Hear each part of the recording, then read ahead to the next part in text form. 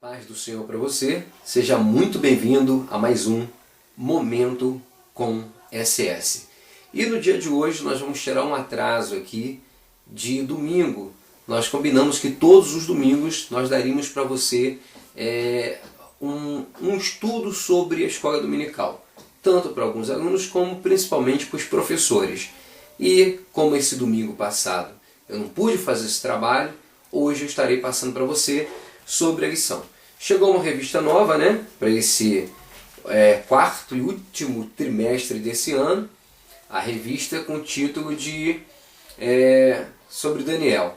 O título da revista é Integridade Moral e Espiritual, o legado do livro de Daniel para a igreja hoje. Eu vou tentar ser o mais rápido possível, porque vocês sabem que eu sou meio prolixo, se deixar eu vou embora. Essa revista, o autor comentarista é o pastor Elionai Cabral, que é muito respeitado, muito considerado, escritor, tem vários livros escritos, é o pastor de uma igreja em Brasília, né? E vamos aqui um pouco para a gente dar uma volta para entender as demais lições. A primeira lição é Daniel, nosso contemporâneo, que foi a lição de domingo, que eu vou estar passando hoje um resumo rápido. A segunda lição, que vai ser desse domingo próximo agora, a firmeza do caráter moral e espiritual de Daniel. Lição 3, o Deus que intervém na história. Lição 4, a providência divina na fidelidade humana. Lição 5, Deus abomina a soberba. Lição 6, a queda do Império Babilônico. Lição 7, a integridade em tempos de crise. Lição 8, os impérios mundiais e o reino do Messias. Lição 9, o prenúncio do tempo do fim. Lição 10, as 70 semanas. Lição 11, o homem vestido de linho. Lição 12, um tipo do futuro anticristo. Lição 13, o tempo da profecia de Daniel. Vamos então para a primeira lição, para a gente ser rápido aqui, senão nós não conseguimos, né? Que é lição do dia 5 de outubro, que foi dado domingo. Eu estou deixando bem patente que eu estou atrasado, né? Daniel, nosso contemporâneo. Está aqui, ó. Daniel, o nosso contemporâneo. E quando nós vemos isso aqui, Daniel, nosso contemporâneo, como é que pode? Se Daniel viveu e o livro dele foi escrito aproximadamente quase 600 anos antes de Cristo, como é que Daniel seria o nosso contemporâneo, né? Ele é o nosso contemporâneo porque a sua mensagem é atual. Porque a sua mensagem tem se cumprido nos nossos dias. Porque a sua mensagem é para hoje. Então Daniel é o nosso contemporâneo nesse sentido. O texto áureo, ele trouxe o versículo de Mateus, Mateus capítulo de número 24, versículo 15, quando o próprio Jesus, o nosso Salvador, ele cita Daniel. Olhe bem. Quando, pois, virdes que a abominação da desolação de que falou o profeta Daniel está no lugar santo, quem lê que entenda. Ou seja, Jesus citou Daniel, comprovando que as profecias de Daniel eram verdadeiras, né? Eram profundas. E a verdade prática diz assim: Daniel é um exemplo de perseverança na fidelidade a Deus, de integridade moral, estimulando-nos a confiar no projeto divino. Queridos, quando nós estudamos o livro de Daniel, nós entramos em escatologia, muito em escatologia. Vocês vão ver muito material escatológico nessa revista. Então você que não tem muito conhecimento de escatologia, às vezes é um professor de escola dominical, mas não tem muito conhecimento sobre isso, se aprofunde nisso, estude sobre isso, porque Daniel tem muito material escatológico, né? O que é a escatologia? Né? Escatos, que é as últimas coisas, e logia, estudo. Ou seja, o estudo das últimas coisas, ou também chamado de a doutrina do porvir, né? Doutrina do porvir, a doutrina das últimas coisas, o que vai acontecer no futuro. Esse é o estudo do livro de Daniel.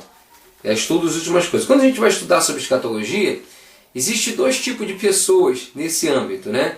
Existe o chamado escatomaníacos. Você sabe o que é um escatomaníaco? É pessoas que têm mania de escatologia. A pessoa é vidrada por isso, né? Só quer isso, é viciada, digamos assim, em escatologia. Ele só quer saber disso, é vidrado nisso, só busca sobre isso. E geralmente essas pessoas ter um comportamento meio estranho. Qualquer coisa para ela não pode, porque já é o anticristo, já é o novo governo mundial, já é a coisa da besta. São pessoas que sempre estão. E vê um desenho na sua camisa e já diz, ó, isso é da besta. São os escatomaníacos. Cuidado com esses também, é perigoso. E existe o também chamado, que é também perigoso, os escatofóbicos. Você sabe o que são os escatofóbicos? Os que têm fobia, aversão total à escatologia. Eles não querem saber nada sobre isso. Ah, não importa o que vai acontecer amanhã ou amanhã que venha, eu não estou nem aí para isso. Então, tem esse grupo de pessoas. Esse grupo de pessoas não quer saber de nada sobre escatologia, quer ficar totalmente ausente desse assunto. Isso é um erro também. Nós devemos ser temperados. Devemos saber tudo o que está na Escritura. Porque se Deus deixou, né, se Deus orientou seus profetas, tem um objetivo. Mas não devemos nem ser maníacos e nem ter fobia à escatologia. Devemos ter o equilíbrio. Ok, gente? Então, prosseguindo aqui, eu quero passar para vocês um mapa que veio até na lição sobre o livro de Daniel. Está aqui esse mapa que comenta uma coisa básica. O autor, Daniel, todo mundo concorda com isso, nunca vi ninguém discordar nisso. O tema do livro é a soberania de Deus na história. A soberania de Deus na história. É interessante que o nome de Daniel, Daniel significa Deus é o meu juiz. Tá? Quem não sabia, anote isso aí também. Daniel significa Deus é o meu juiz. Data, cerca de 536 a 530 a.C. Nós sabemos muito bem que Cristo ele divide a história. Né? A história é dividida em antes e depois de Cristo. Então, o ano depois de Cristo é contado de 1, 2, 3, 4, 5 e seguido. Só que os anos antes de Cristo, eles são contados, né, num decréscimo. Vamos supor, 3.000, 2.000, 1.000, e aí vai, 500, 400, 100. Então eles são contados no decréscimo, né, decrescente, na decrescente, para vocês entenderem bem essa ordem cronológica. Propósito do livro de Daniel. Primeiro, dar ao povo do concerto do Antigo Testamento certeza de que o juízo de seu cativeiro entre as nações gentias não seria permanente. E terceiro, legar ao povo de Deus, no decurso de sua história, as visões proféticas da soberania de Deus sobre as nações. Dois personagens são centrais no livro de Daniel. Um é o próprio Daniel, o livro conta mais sobre Daniel, né? E o segundo personagem é Nabucodonosor, que aparece muito em Daniel, tanto que o próprio Nabucodonosor escreveu um capítulo inteiro do livro de Daniel, que foi escrito em aramaico. E principais acontecimentos, para dar um resumo desse livro. Daniel interpreta o sonho de Nabucodonosor, Daniel 2. A fornalha de fogo ardente, Daniel 3. A loucura de Nabucodonosor, Daniel 4. Daniel na cova dos leões, Daniel 6. Até essa parte aqui, até o 6, do 1 ao 6, nós vemos coisas normais da vida de Daniel, como que ele viveu, como que ele sofreu, como ele se portou dentro da Babilônia. Mas quando você passa do verso 7 em diante, aí nós tratamos mais maciçamente, de forma mais densa, mais profunda, de escatologia propriamente dita. Tá? Vamos aqui. Principais profecias. As visões do ano vindouro, Daniel do 7 ao 8. A revelação das 70 semanas, Daniel 9. Imagem da história do fim, Daniel 11 e 12. Então, dá para a gente ter uma ideia. Nas Bíblias católicas, né, tem um capítulo 13 de Daniel também. Na Bíblia protestante e na Bíblia judaica, só vai até o 12. Mas na Bíblia católica, né, tem um acréscimo ao livro de Daniel, se eu não me engano que é o capítulo 13, que conta a história de Bel e o dragão. Tá? Esse acréscimo não está nem na Bíblia judaica, tá? Nem na Torá judaica, e nem na Bíblia protestante, porque não se considera essa parte inspirada por Deus. Então, por isso que nós não vamos até essa parte, ok, meus amigos? Eu aconselho até você, professor, existe um vídeo muito bom, está no YouTube esse vídeo, contando sobre a Babilônia, sobre o passado da Babilônia, sobre o que resta hoje ainda. Procure a história da Babilônia, é muito interessante. Existe muito material. Eu geralmente, mesmo quando eu vou ensinar, eu pego sempre alguns vídeos, alguns pequenos vídeos do YouTube, tá? Preparo direitinho e passo no Data Show. Eu aconselho você, professor, a fazer o mesmo. Mas não ficar preso apenas nisso. Tem também as dinâmicas. Usem dinâmica para fazer o pessoal se movimentar. Você ficar durante quase 2 horas só conversando, tem uma hora que a atenção do pessoal cai, né? É necessário a gente dar uma mexida para que o pessoal se levante de novo. Então, pegue uma dinâmica.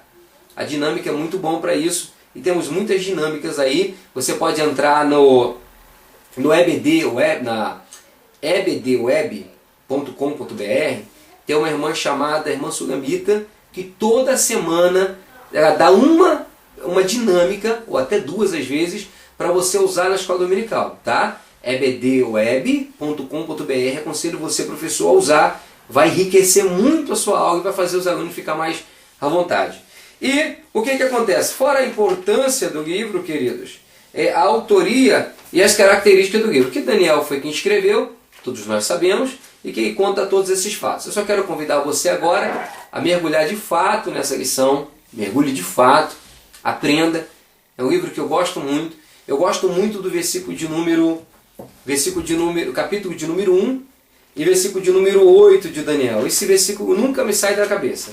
Eu tenho ele certamente de cabeça, mas eu quero abrir aqui, ele juntamente com você, para que você guarde. Daniel, capítulo de número 8, 1, versículo de número 8, que diz o seguinte: E Daniel propôs no seu coração não se contaminar com a porção das iguarias do rei, nem com o vinho que ele bebia. Portanto, pediu ao chefe dos eunucos que lhe permitisse não se contaminar. A história de Daniel é maravilhosa. Um príncipezinho judeu, escravizado, dentro da corte babilônica, que é levado a ser um dos maiores dentro da Babilônia. É uma história maravilhosa de uma pessoa que sai de baixo e sobe acreditando apenas em Deus. Existem histórias fenomenais no livro de Daniel. E eu te aconselho a você, com muita empolgação, com muito prazer, estudar esta lição. Que Deus abençoe você, que Deus abençoe o seu dia.